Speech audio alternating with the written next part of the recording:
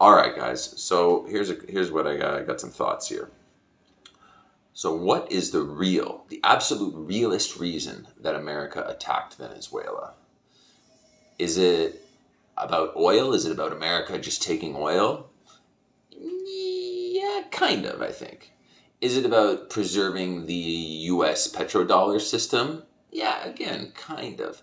But I think there is like a deeper layer of reasoning why America did attack Venezuela and why America had to attack Venezuela to preserve itself, to preserve the systems that it has created and propagated all across the world. Because let's not fool ourselves, America is the modern empire of the world, the modern dominant empire. And its system of governance, monetary, and even social and cultural has just spread across the world. So they had to attack Venezuela to preserve all of those American-made systems because Venezuela was attempting to live, breathe, and have an economic system which was different from what the American system is, okay? And America cannot allow competing systems.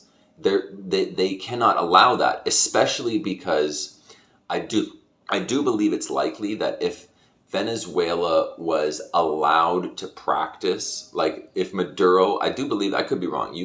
I know a lot of people are going to think I'm wrong because they think socialism and communism is evil or whatever.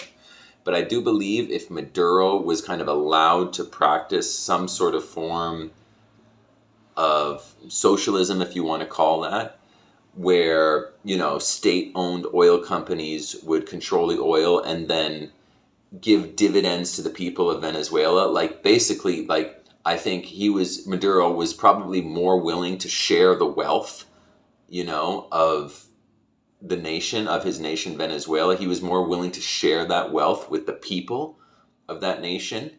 And America can't have that. America needs to propagate the system of no, like the people work and the bulk of the wealth goes to this investor class, Wall Street.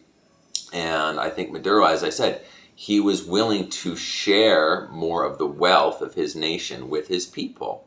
And now, I've heard people say, well, look, Venezuela, since the socialists took over, they've been, they've just got poorer and poorer. Well, look, though, that since the socialists took over, America has sanctioned them and done everything they could to make their lives difficult, okay? So it's very hard to become rich when you're kind of shut out of the global economy.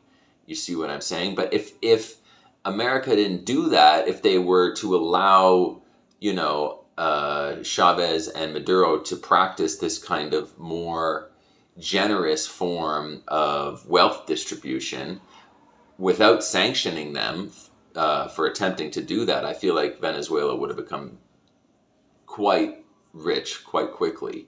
And the Venezuelan people would have received benefits from the wealth that, sits under their feet.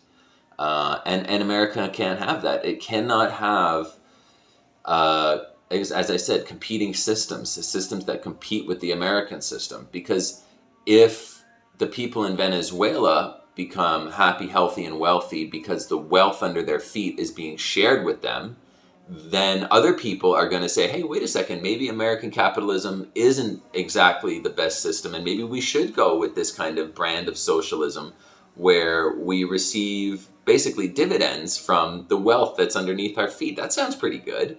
I'm thinking about some things I heard about Libya. I don't know if this is true, but I just heard that Gaddafi was giving, I think it was 30,000 US to newlywed couples. Muammar Gaddafi, the former president of Libya, was giving $30,000 to newly married couples, and because he had this philosophy of, I've got this tremendous amount of wealth under my feet. With the oil, I might as well share some of it with my people. And you could even look at it cynically, like he was doing that to gain favor with his people or whatever. But I don't even know if that's true. I feel like genuinely some of these strongman dictators actually really do care about the people in their country, and they're willing to kind of share more wealth than, than the American capitalist system is willing to share. Because in the American capitalist system, it seems like, as I said, you have kind of, generally two classes: workers and owners. And the owners are in the American system are entitled to the vast majority of the riches that the system produces, right?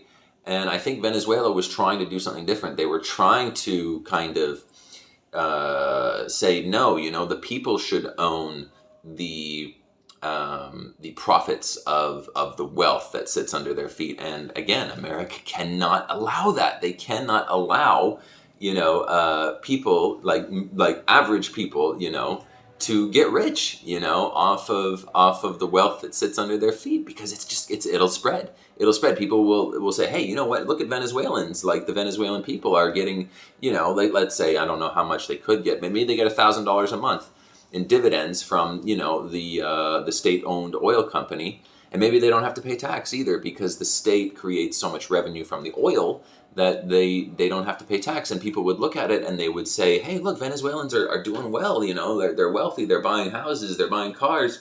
And it's because, they're sharing the wealth more fairly. And yeah, America just couldn't have it. So the second, Chavez tried to institute this system, I think, of a more fair wealth distribution. And again, you could say cynically, like, he was just doing that to gain favor with the people, and maybe he was, but either way, like, it would have, I feel like it may have, I don't know, but it may have made people, like regular average people, working people, richer. And no, you can't do that. You can, in our American kind of capitalist system, the way it goes is, as I said, you either work for your money and you make enough to kind of, get back to work and maybe have a small family, maybe have a small house, but always be worrying about bills, not having enough for medical insurance and whatnot. You have those people, and then you have the kind of investor class, which have an abundance of wealth, way more than they could ever spend in a lifetime, and they receive them, as I said, the majority of the wealth that is created in the system. So yeah, so attacking Venezuela was the kind of the final blow in ensuring that, like, a system that competes with the American system would be kind of destroyed, and therefore it could not prove itself as a system that would be more fair and spread wealth more fairly amongst, a wider group of people. So yeah, if that makes sense, I don't know, then let me know what you think. Let me know what you think about all that in the comments. I think it makes sense. I'm not sure. Who knows, really? Who knows? This stuff is uber complicated, and I feel like nobody really knows what's going on at all in this world. But let me know what you think about all that in the comments. Is the war in Venezuela, is it about drugs? Is it about stopping, the importation of drugs into America? Is it about seizing of, Venezuela's oil? Is it about kicking out, the Russian and Chinese influence in the region? Or is it about not allowing competing systems to exist, not allowing systems that might actually make regular people richer to exist? Because if they did allow those competing systems to exist, and those systems proved themselves as more able to make regular average people happy, healthy, and wealthy, then people all around the world would just say, hey, look, I want to be happy, healthy, and wealthy. Why don't I do it like a kind of, socialist kind of, state-owned Maduro type thing, even if Maduro is a strongman, I don't really care. I want to be happy, healthy, and wealthy. I feel like it's better to be happy, healthy, and wealthy under the rule of a dictator than poor, destitute, and struggling under the rule of some, democratic senatorial ruling class who claims that they want to help you, but they don't, and it's like, so.